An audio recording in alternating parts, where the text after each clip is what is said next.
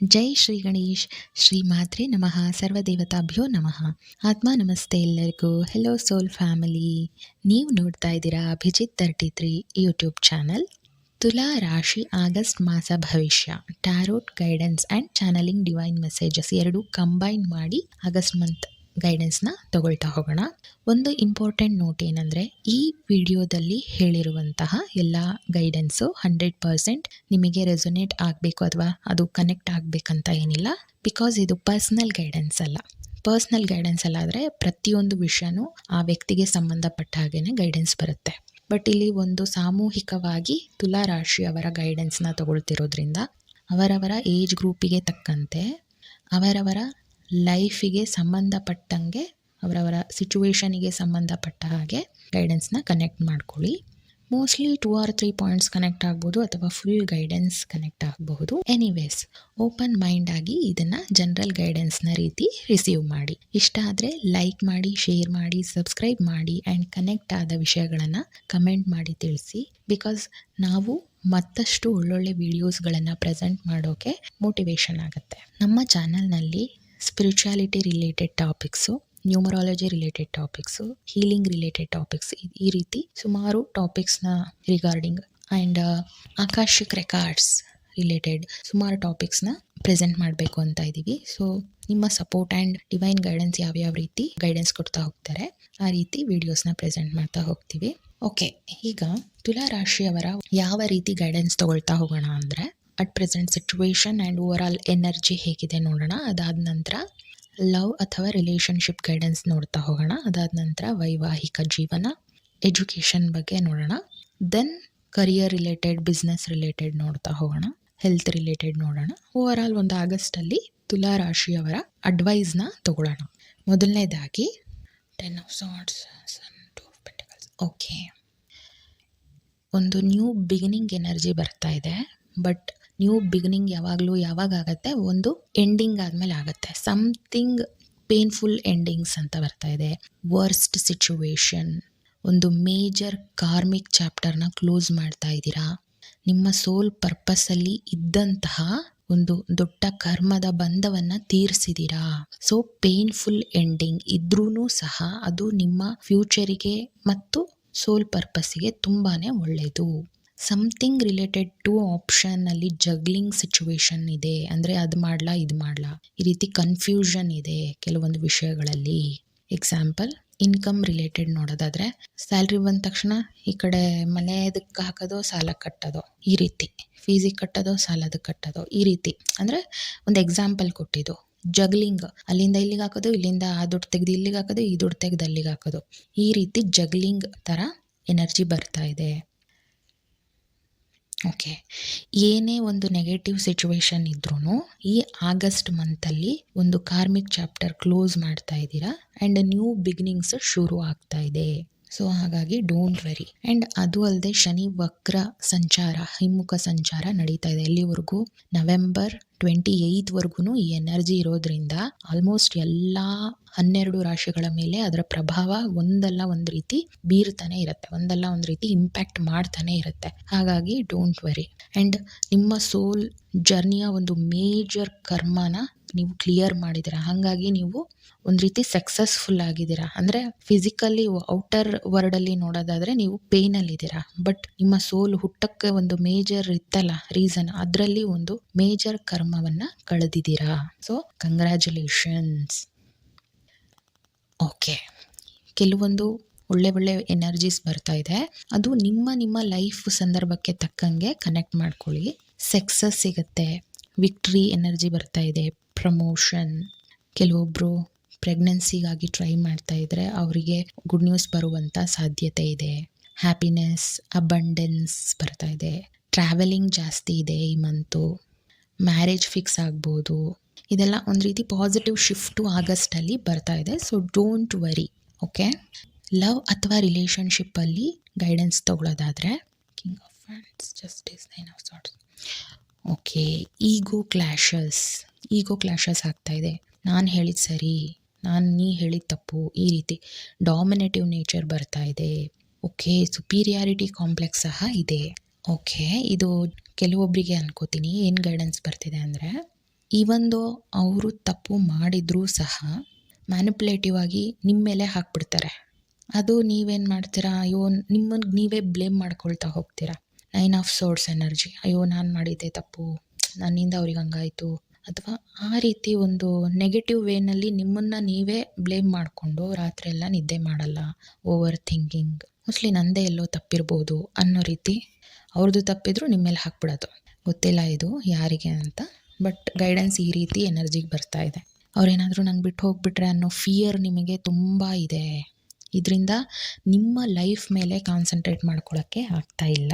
Okay, healings ನಿಮಗೆ ಅವಶ್ಯಕತೆ ಇದೆ. ಹಾಗಾಗಿ ನಿಮ್ಮನ್ನೇ ನೀವು ಮರೆತೋಗ್ಬಿಟ್ಟಿದ್ದೀರಾ. ನಿಮ್ಮ ವ್ಯಾಲ್ಯೂನ ನೀವೇ ಮಾಡ್ತಾ ಇಲ್ಲ. ನಿಮ್ಮ ಲೈಫಲ್ಲಿ ಅದು ಕೆಟ್ಟ ಪರಿಣಾಮ ಆಗ್ತಾ ಇದೆ. ಸೊ ಎಲ್ಲದಕ್ಕೂ ಒಂದು ಜಸ್ಟಿಸ್ ಸಿಗುವಂಥ ಟೈಮು ಬಂದಿದೆ. ಕಾಲಾಯ ತಸ್ಮೈ ನಮಃ ಅಂತ ಹೇಳ್ತೀವಲ್ಲ, ಸುಮ್ಮನೆ ಹೇಳೋದಲ್ಲ ಅದು. ಯಾಕಂದರೆ ಶನಿ ವಕ್ರ ಸಂಚಾರದಲ್ಲಿ ಯಾರ್ಯಾರು ಮ್ಯಾನಿಪುಲೇಟಿವ್ ಆಗಿ ನಡ್ಕೊಂಡಿರ್ತಾರೋ ಅವರೆಲ್ಲರಿಗೂ ಬುದ್ಧಿ ಕಲಿಸುವಂಥ ಟೈಮು ಬಂದಿದೆ. ಸೊ ಫಸ್ಟು ನೀವು ನಿಮ್ಮ ಮೇಲೆ ಕಾನ್ಸಂಟ್ರೇಟ್ ಮಾಡಿ, ಸೆಲ್ಫ್ ಲವ್ ಮಾಡಿ, ನಿಮಗೆ ನೀವು ಕೇರ್ ಮಾಡಿ, ನಿಮ್ಮನ್ನು ನೀವೇ ವ್ಯಾಲ್ಯೂ ಕೊಡಿ. ಫಸ್ಟು ನಿಮ್ಮ ವ್ಯಕ್ತಿತ್ವವನ್ನು ಪಾಸಿಟಿವ್ ಆಗಿ ಗ್ರೋತ್ ಮಾಡ್ಕೊಳ್ಳಿ. ನಿಮ್ಮ ಫ್ಯೂಚರ್, ನಿಮ್ಮ ಲೈಫಲ್ಲಿ ಹೇಗಿರಬೇಕು ಅನ್ನೋದು ನೀವೇ ಒಂದು ಗೋಲ್ ಸೆಟ್ ಮಾಡ್ಕೋಬೇಕು. ಜೀವನದ ವಾಸ್ತವ ಅರ್ಥ ಮಾಡ್ಕೊಳ್ಬೇಕು. ಯಾವುದು ಸರಿ, ಯಾವುದು ತಪ್ಪು, ಅವ್ರು ಏನು ಹೇಳ್ದಂಗೆ ನಡ್ಕೋತಾರಾ ಇಲ್ವಾ. ಲೈಫಲ್ಲಿ ಬರೀ ಪಾಸಿಟಿವ್ ಪೀಪಲ್ಸೇ ಅಥವಾ ಪಾಸಿಟಿವ್ ಜನಗಳೇ ಸಿಗಲ್ಲ, ನೆಗೆಟಿವ್ ಜನನೂ ಸಿಗ್ತಾರೆ. ಪಾಸಿಟಿವ್ ಆಗಿರಬಹುದು, ನೆಗೆಟಿವ್ ಆಗಿರಬಹುದು. ನಮ್ಮ ಜೀವನದಲ್ಲಿ ಯಾರೋ ಒಬ್ಬರು ಬರ್ತಾರೆ ಅಂದರೆ ನಮಗೆ ಎಲ್ಲೋ ಒಂದು ಕಡೆ ಸೋಲ್ ಕಾಂಟ್ರಾಕ್ಟ್ ಆಗಿರುತ್ತೆ. ನೆಗೆಟಿವ್ ಜನ ಬಂದಾಗ ಪಾಠ ಹೇಳ್ಕೊಡಕ್ಕೆ ಬರ್ತಾರೆ, ಪಾಸಿಟಿವ್ ಜನ ಬಂದಾಗ ನಮಗೆ ಕೇರ್ ಮಾಡೋಕ್ಕೆ ಬರ್ತಾರೆ. ಸೊ ಇದರಿಂದ ನಾವು ಯಾರಿಗೂ ನೆಗೆಟಿವ್ ಥಿಂಕ್ ಮಾಡೋ ಅವಶ್ಯಕತೆ ಇಲ್ಲ. ನಾವೇನು ಮಾಡಬೇಕು, ನಾವು ಹುಟ್ಟಿರೋ ಉದ್ದೇಶ ಏನು, ನನ್ನ ಲೈಫ್ ಪರ್ಪಸ್ ಏನು, ಅದನ್ನು ನಾವು ಕಂಡ್ಕೋಬೇಕು. ಆಮೇಲೆ ನಿಮಗೆ ನೀವೇ ಒಂದು ಬಂಧನ, ಕಾಣದೇ ಇರೋ ಬಂಧನ ಹಾಕ್ಕೊಂಡ್ಬಿಟ್ಟಿದ್ದೀರಾ. ಓ ಯಾಕಪ್ಪ ಇಷ್ಟು ಡೀಪ್ ಗೈಡೆನ್ಸ್ ಬರ್ತಾ ಇದೆ ಇದರಲ್ಲಿ.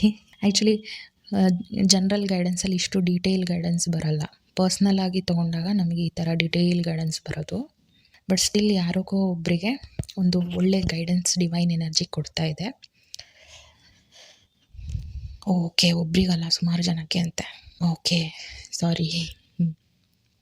ಓಕೆ, ನಿಮ್ಮ ಲೈಫ್ ಪರ್ಪಸ್ ಏನು, ನಿಮ್ಮ ಕರ್ತವ್ಯ ಏನು, ನಿಮ್ಮ ಒಂದು ಇನ್ನರ್ ಚೈಲ್ಡ್ನ ಹೀಲ್ ಮಾಡ್ಕೊಳ್ಳಿ. ಅಂದರೆ ನಿಮಗೆ ಸಮಾಧಾನ, ಖುಷಿ ಯಾವುದ್ರಲ್ಲಿ ಸಿಗತ್ತೆ ಅದನ್ನು ನೀವು ಮಾಡಿ. ಅದು ಚೈಲ್ಡಿಶ್ ಅನ್ಸಿದ್ರೂ ಪರವಾಗಿಲ್ಲ. ಡ್ರಾಯಿಂಗ್ ಮಾಡಬೇಕಾ, ಕಲ್ಲರ್ ಮಾಡಬೇಕಾ, ಗ್ರೀನ್ ಮರಕ್ಕೆ ವೈಟ್ ಕಲರ್ ಹೊಡಿತೀರಾ, ಕಲ್ಲರ್ಗೆ ಏನೋ ಒಂದಿದೆಯಾ, ನಿಮ್ಮ ಮನಸ್ಸಿಗೆ, ನಿಮ್ಮ ಇನ್ನರ್ ಚೈಲ್ಡ್ಗೆ ಯಾವುದು ಹೀಲಿಂಗ್ ಅಂತ ಅನಿಸುತ್ತೋ, ಯಾವುದು ಖುಷಿ ಕೊಡುತ್ತೋ ಅದನ್ನು ಮಾಡಿ. ನೀವು ನೀವೇ ಹಾಕ್ಕೊಂಡಿರೋ ಒಂದು ಬಂಧನದಿಂದ ಹೊರಗೆ ಬನ್ನಿ. ಓಕೆ, ಈ ಎನರ್ಜಿ ಡೀಪ್ಲಿ ಹೀಲಿಂಗ್ ಎನರ್ಜಿ ಬರ್ತಾ ಇದೆ. ನಿಮಗೆ ನೀವೇ ಹೀಲ್ ಮಾಡ್ಕೊಳ್ಬೇಕು. ಯಾವ ರೀತಿ ಹೀಲ್ ಮಾಡ್ಕೋಬೋದು, ಡ್ರಾಯಿಂಗ್ಸ್ ಮಾಡಬಹುದು, ಆ್ಯಂಡ್ ಪಾರ್ಕಲ್ಲಿ ಗ್ರೌಂಡಿಂಗ್ ವಾಕಿಂಗ್ ಮಾಡ್ಬೋದು. ಅಂದರೆ ನನ್ನಲ್ಲಿರುವಂಥ ಎಲ್ಲ ನೆಗೆಟಿವ್ ಎಮೋಷನ್ಸು, ಫೀಲಿಂಗ್ಸು ಎಲ್ಲ ಅರ್ಥಗೆ ಹೋಗ್ತಾ ಇದೆ ಅಂತ ಬರೀ ಕಾಲಲ್ಲಿ ಮೌನವಾಗಿ ಕಾನ್ಷಿಯಸ್ ಆಗಿ ನನ್ನ ನೆಗೆಟಿವ್ ಎನರ್ಜಿ ಎಲ್ಲ ಗ್ರೌಂಡಿಂಗ್ ಆಗ್ತಿದೆ ಅಂತೇಳಿ ಒಂದು 1/2 ಅವರ್ ಡೈಲಿ ಮಾಡಬಹುದು. ಅದರಿಂದ ಸುಮಾರು ನೀವು ಯೋಚನೆ ಮಾಡುವ ರೀತಿಯಲ್ಲಾಗಿರ್ಬೋದು, ಬಾಡಿ ಮೈಂಡ್ ಆ್ಯಂಡ್ ಸೋಲಿಂದ ಎಲ್ಲ ನೆಗೆಟಿವ್ ಹೋಗಿ ಒಂದು ಯೋಚನೆ ಮಾಡೋ ರೀತಿ, ನಿಮ್ಮ ಒಂದು ಮನಸ್ಸು ಹಗುರ ಆಗುತ್ತೆ, ಸಮಾಧಾನ ಆಗುತ್ತೆ. ಆ ಥರ ಮಾಡ್ಬೋದು. ನಿಮಗಿಷ್ಟ ಆಗಿರೋ ಸಾಂಗ್ ಹಾಕಿ ಡ್ಯಾನ್ಸ್ ಮಾಡಬಹುದು, ಅಥವಾ ಐಸ್ ಕ್ರೀಮ್ ತಿನ್ನೋಕ್ಕೆ ಹೋಗ್ಬೋದು. ಹೊರಗಡೆ ಹೋದರೆ ಮೈಂಡ್ ಸೆಟ್ ಆಗುತ್ತೆ ಅಂದರೆ. ಬಟ್ ಏನಂದರೆ ನೀವು ಒಳಗಡೆ ದುಃಖ ಇಟ್ಕೊಂಡು ಇದನ್ನೆಲ್ಲ ಮಾಡಿದ್ರೆ ಉಪಯೋಗ ಇಲ್ಲ. ನಿಮ್ಮ ಇನ್ನರ್ ಚೈಲ್ಡ್ಗೆ ಖುಷಿ ಆಗಬೇಕು. ಓಕೆ, ಧ್ಯಾನದಲ್ಲಿ ನೀವೇನು ಮಾಡಬೇಕಂದ್ರೆ, ಹೀಲಿಂಗ್ ಗೈಡೆನ್ಸ್ ಬರ್ತಾ ಇದೆ. ಹೀಲಿಂಗ್ ಯಾವ ರೀತಿ ಮಾಡ್ಕೋಬೇಕಂದ್ರೆ, ಧ್ಯಾನದಲ್ಲಿ ನಿಮಗೆ ನೀವೇ ಒಂದು ಡಿವೈನ್ ಹೂವು, ಖುಷಿ ಅನ್ನೋದನ್ನು ಒಂದು ಹೂವಿನ ರೂಪದಲ್ಲಿ ನಿಮ್ಮ ಇನ್ನರ್ ಚೈಲ್ಡ್ ಹಾರ್ಟಲ್ಲಿ ಇನ್ಸ್ಟಾಲ್ ಮಾಡ್ತಾ ಇದ್ದೀರಾ. ಡಿವೈನ್ ಎನರ್ಜಿಕಲ್ ಫ್ಲವರ್ ಅದು, ಫಿಸಿಕಲ್ ಫ್ಲವರ್ ಅಲ್ಲ. ಒಂದು ಕಮಲದ ಹೂವಿನ ಡಿವೈನ್ ಫ್ಲವರ್ ಎನರ್ಜೆಟಿಕಲ್ ಆಗಿ ಆ ಖುಷಿ ಅನ್ನೋದು ಡಿವೈನ್ ಎನರ್ಜಿ, ಅದರಲ್ಲಿ ಶಕ್ತಿ ತುಂಬಿರುತ್ತೆ. ಅದು ನಿಮ್ಮ ಒಂದು ಇನ್ನರ್ ಚೈಲ್ಡ್ ಹಾರ್ಟಲ್ಲಿ ನೀವೇ ಇನ್ಸ್ಟಾಲ್ ಮಾಡ್ತಾ ಇದ್ದೀರಾ. ಆ್ಯಂಡ್ ನಿಮ್ಮ ಒಂದು ಇನ್ನರ್ ಚೈಲ್ಡ್ ಏನಿದೆ ಅದಕ್ಕೆ ನೀವು ತಬ್ಕೊಳ್ತಾ ಇದ್ದೀರಾ. ಈ ರೀತಿ ಒಂದು ಮೆಡಿಟೇಷನಲ್ಲಿ ಹೀಲಿಂಗ್ ಮಾಡ್ಕೋಬೋದು. ಓಕೆ. ಆ್ಯಕ್ಚುಲಿ ಹೀಲಿಂಗ್ಸಿಗೆಲ್ಲ ಫೀಸ್ ಇರುತ್ತೆ, ಬಟ್ ಗೈಡೆನ್ಸಲ್ಲಿ ಬಂದಿದ್ದರಿಂದ ಹೇಳಿದೆ. ಬಟ್ ಸ್ಟಿಲ್ ಈ ರೀತಿ ನೀವು ಹೀಲಿಂಗ್ ಮಾಡ್ಕೊಳ್ಳೋದ್ರಿಂದ ಸಾಕಷ್ಟು ನಿಮ್ಮ ಒಂದು ಬಾಡಿ, ಮೈಂಡ್ ಆ್ಯಂಡ್ ಸೋಲಲ್ಲಿ ಪಾಸಿಟಿವ್ ಬದಲಾವಣೆ ಆಗುತ್ತೆ. ನಿಮ್ಮ ಒಳಗೆ ಪಾಸಿಟಿವ್ ಎನರ್ಜಿ ಇದ್ದರೆ ಹೊರಗೂ ಸಹ ನಿಮ್ಮ ಸರೌಂಡಿಂಗು ಪಾಸಿಟಿವ್ ಪೀಪಲ್ಸ್ನ ಅಟ್ರ್ಯಾಕ್ಟ್ ಮಾಡಬಹುದು. ಓ ಮೈ ಗಾಡ್, ಜನರಲ್ ಗೈಡೆನ್ಸಲ್ಲಿ ಇಷ್ಟು deep messages, divine messages. Okay, but ಯಾರಿಗೆ ತಲುಪಬೇಕೋ ಅವ್ರಿಗೆ ತಲುಪಿ ಅವ್ರು ಇದನ್ನು ಅಡಾಪ್ಟ್ ಮಾಡಿಕೊಂಡ್ರೆ ನಾವು ಹೇಳೋದಕ್ಕೂ ಒಂದು ಸಾರ್ಥಕ ಆಗುತ್ತೆ. ಎಗೇನ್ ಇದು ಎಲ್ಲರಿಗೂ ಕನೆಕ್ಟ್ ಆಗಬೇಕಂತೇನಿಲ್ಲ. ಯಾರ ಸಂದರ್ಭಕ್ಕೆ ಇದು ಕನೆಕ್ಟ್ ಆಗುತ್ತೋ ಅವರು ಈ ಹೀಲಿಂಗ್ನ, ಈ ಎನರ್ಜಿನ ಅಕ್ಸೆಪ್ಟ್ ಮಾಡಿ. ಓಕೆ, ಮ್ಯಾರೇಜ್ ಗೈಡೆನ್ಸಲ್ಲಿ ನೋಡೋದಾದರೆ, ವೈವಾಹಿಕ ಜೀವನದಲ್ಲಿ ನೋಡೋದಾದರೆ, ಬಹುಕಾಲದಿಂದ ಪರ್ಟಿಕ್ಯುಲರ್ ಯಾವುದೋ ಒಂದು ವಿಷಯಕ್ಕೆ ಕಾಯ್ತಾ ಇದ್ದೀರಾ. ಅದೇನೋ ಒಂದು ಸಮಥಿಂಗ್ ಪಾಸಿಟಿವ್ ಮೊಮೆಂಟ್ ಸ್ಟಾರ್ಟ್ ಆಗಬಹುದು. ನೀವೇನೋ ಕಾಯ್ತಾ ಇದ್ದೀರಲ್ಲ, ಈ ಒಂದು ಆಗಸ್ಟ್ ಮಂತಲ್ಲಿ ಪಾಸಿಟಿವಿಟಿ ಇನಿಷಿಯೇಟ್ ಅಂದರೆ ಶುರು ಆಗಲಿಕ್ಕೆ, ಮೂಮೆಂಟ್ ಆಗಲಿಕ್ಕೆ ಶುರು ಆಗುತ್ತೆ. ಓಕೆ, ಆಲ್ಸೋ ಕೆಲವರು ಲಾಂಗ್ ಡಿಸ್ಟೆನ್ಸಲ್ಲಿ ಇದ್ದೀರಾ, ಅಂದರೆ ಗಂಡ ಬೇರೆ ಊರು, ಹೆಂಡತಿ ಬೇರೆ ಊರು, ಈ ಥರ ಇದ್ದೀರಾ. ಅಥವಾ any type of long distance relationship ಇರೋದ್ರಿಂದ ಕಮ್ಯುನಿಕೇಷನ್ ಗ್ಯಾಪ್ ಆಗ್ತಾ ಇದೆ, ಅಥವಾ ಒಂದು ಪರ್ಸ್ನಲ್ ಟೈಮ್ ಸಿಗ್ತಾ ಇಲ್ಲ. ಓಕೆ, ನಿಮ್ಮ ಪಾರ್ಟ್ನರ್ ಸಖತ್ ಹಾರ್ಡ್ ವರ್ಕ್ ಮಾಡ್ತಾ ಇದ್ದಾರೆ. ಓಕೆ, ಅನ್ಎಕ್ಸ್ಪೆಕ್ಟೆಡ್ ಚೇಂಜಸ್ ಏನಾದರೂ ಬರೋಕ್ಕೆ ಸಾಧ್ಯತೆ ಇದೆ ಆಗಸ್ಟಲ್ಲಿ.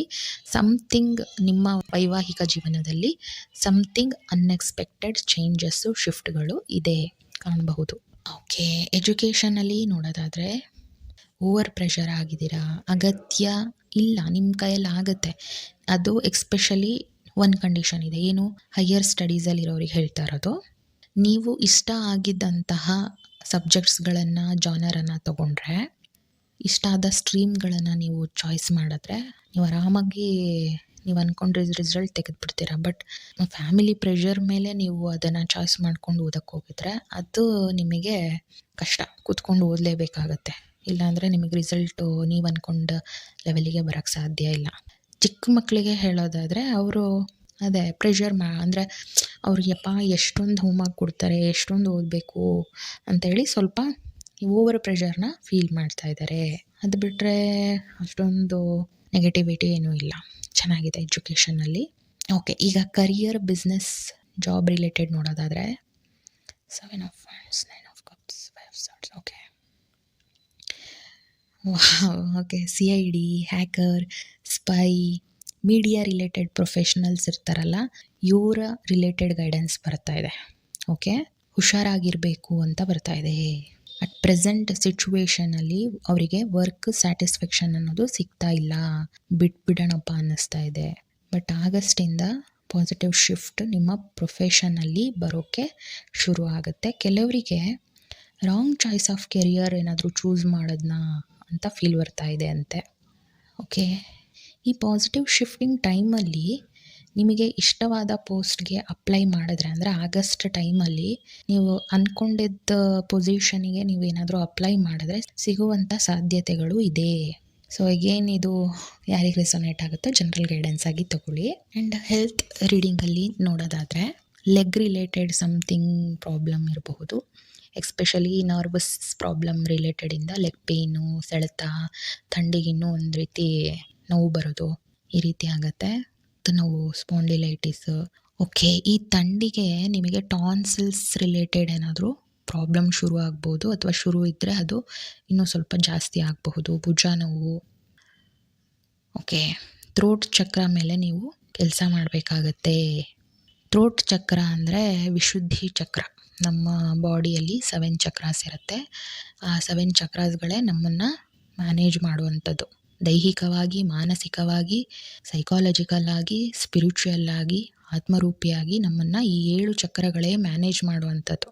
ಹಾಗಾಗಿ ಅದರಲ್ಲಿ ಥ್ರೋಟ್ ಚಕ್ರ ಅಂದರೆ ಗಂಟಲ ಹತ್ರ ಇರುತ್ತೆ ಈ ಚಕ್ರ, ಅಲ್ಲಿ ಸ್ವಲ್ಪ ಪ್ರಾಬ್ಲಮ್ ಆಗ್ತಾ ಇದೆ. ಸೊ ಯಾವುದಾದ್ರೂ ನಿಮಗೆ ಇಷ್ಟವಾಗಿರೋ ಮಂತ್ರನ ರೆಗ್ಯುಲರ್ ಆಗಿ ಹೇಳ್ತಾ ಇರಬೇಕು. ಆಮೇಲೆ ಕೆಟ್ಟ ಮಾತುಗಳೇನಾದರೂ ಆಡ್ತಿದ್ರೆ ಅದೆಲ್ಲ ಬಿಟ್ಬಿಡಬೇಕು. ಆಯಿತಾ. ಮಾತೆ ಮಂತ್ರ ಆಗಬೇಕು. ಸೊ ಮಂತ್ರಗಳು ರೆಗ್ಯುಲರ್ ಆಗಿ ಪ್ರನೌನ್ಸಿಯೇಷನ್ ಮಾಡಬೇಕು. ಅಂದರೆ ಗಂಟ್ಲು ಪೆಟ್ಟಿಗೆಯಿಂದ ಅದು ಬರಬೇಕು, ಪ್ರನೌನ್ಸಿಯೇಷನ್ ಮಾಡಬೇಕು.